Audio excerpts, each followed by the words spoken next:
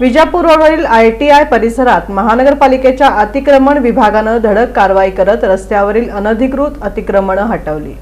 Vijapur road ITI परिसरात रस्त्यावर हातगाड्या, टपऱ्या, फलक तसंच बांधकाम साहित्य ठेवल्यामुळे वाहतुकीला अडथळा निर्माण होत होता।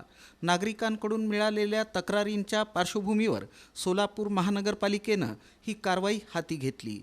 कारवाई दरम्यान रस्त्यावर अडथळा ठरणारी अतिक्रमणे हटवण्यात आली।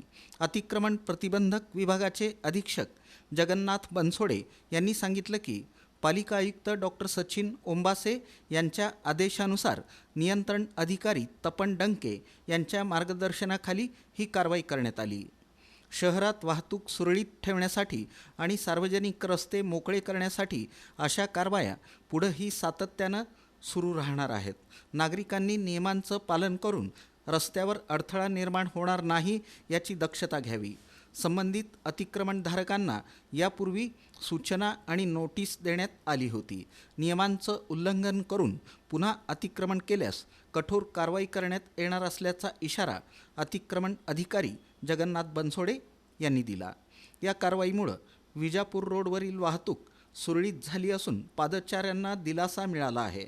नागरिकांनी महापालिकेच्या या कारवाईचं स्वागत केलं असून अशा प्रकारची सातत्यपूर्ण कारवाई सुरू ठेवावी अशी मागणी केली आहे।